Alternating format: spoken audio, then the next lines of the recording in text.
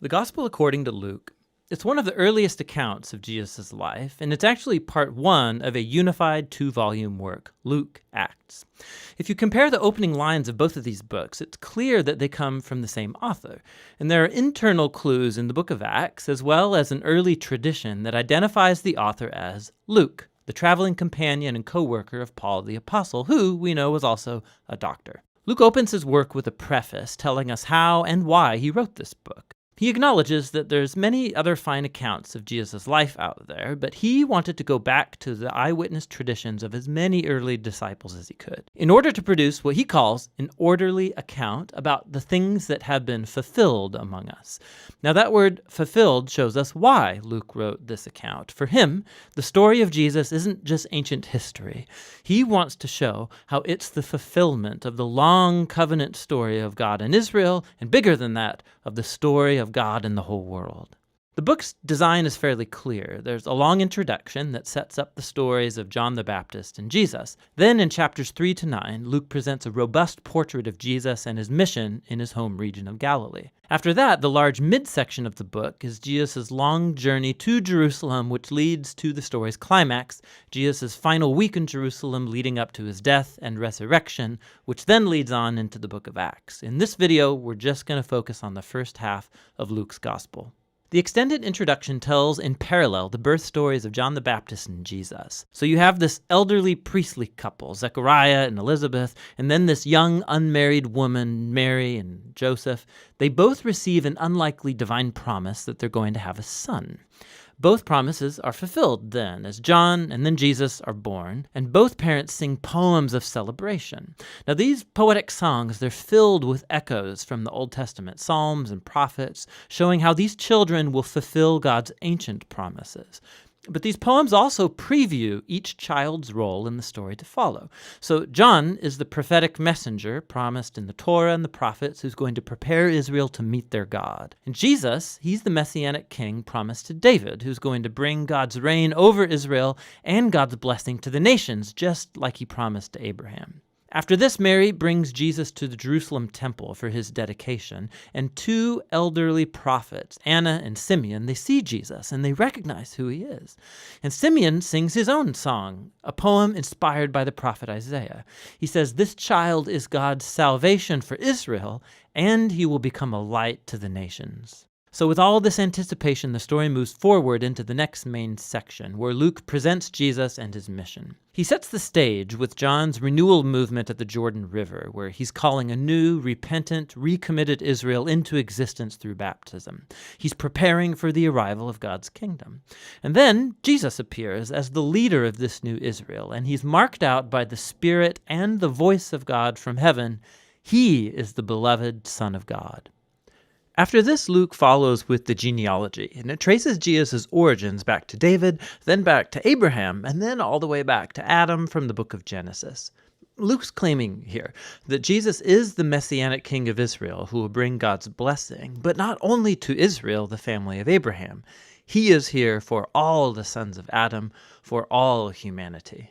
After this, Luke has strategically placed the story of Jesus going to his hometown Nazareth, where he launches his public mission. At a synagogue gathering, Jesus stands up and he reads from the scroll of Isaiah, saying, "The Spirit of the Lord is upon me, to preach good news to the poor and freedom for the prisoners, new sight for the blind and freedom for the oppressed." Now, along with the other Gospels, Jesus is presented here. He's the Messianic King bringing the good news of God's kingdom. But what Luke uniquely highlights are the social implications of Jesus' mission. So he brings freedom. The Greek word is aphesis. It literally means release, and it refers to the ancient Jewish practice of the year of Jubilee described in Leviticus 25. It's when all Israelite slaves were released, when people's debts were canceled, when land that was sold is returned back to families. It's all a symbolic reenactment of God's liberating justice and mercy. And then Jesus says that this good news of release is specifically for the poor. Now, in the Old Testament, the poor, or in Hebrew, ani, it's a much broader category than just people who don't have very much money. It refers also to people of low social status in their culture, like people with disabilities or women and children and the elderly. It also can include social outsiders, like people of other ethnic groups, or people whose poor life choices have placed them outside acceptable religious circles. And Jesus says that God's kingdom is especially good news for these people. So after this, Luke immediately puts in front of us a large block of stories, showing us what Jesus' good news for the poor looks like. It involves the healing of a bedridden sick woman, or a man who has a skin disease, or someone who's paralyzed. There are stories here also about Jesus welcoming into his community a tax collector like Levi, who's not financially poor, but he is a social outsider. There's a story about Jesus forgiving a prostitute. Luke showing us how Jesus' kingdom brought restoration and reversal of people's whole life circumstances. He's expanding the circle of people who get invited in to discover the healing power of God's kingdom. And as Jesus' mission attracts a large following, he does something even more provocative. He forms these people into a new Israel by appointing over them the 12 disciples as leaders corresponding to the 12 tribes of Israel. And then Jesus teaches his manifesto of an upside-down kingdom, or as Luke calls it, the Sermon Given on the Plain. He says God's love for the outsider and the poor means that his kingdom brings a reversal of all of our value systems. He is here to form a new alternative people of God who are going to respond to Jesus' invitation by practicing radical generosity, by serving the poor. People who are going to lead by serving and live by peacemaking and forgiveness. People who are deeply pious but who reject religious hypocrisy. Now, Jesus' radical kingdom vision, his claim to divine authority, it starts to generate resistance and controversy, especially from Israel's religious leaders. His outreach to questionable people, it's a threat to their religious traditions and their sense of social stability. And so they start accusing Jesus of blaspheming God, of being a drunk and mixing with sinners. And so this section culminates in a new revelation of Jesus' mission to his disciples.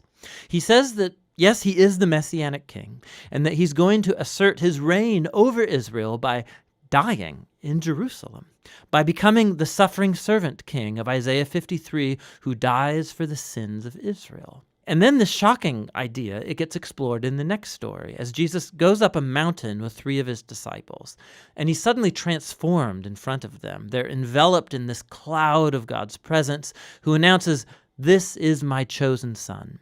And then Moses and Elijah are there, the 2 other prophets who encountered God's presence and voice on a mountain. And Luke tells us that they're talking together about Jesus' exodus that he was about to fulfill in Jerusalem. Now that Greek word exodus, it's a clear reference to the Exodus story.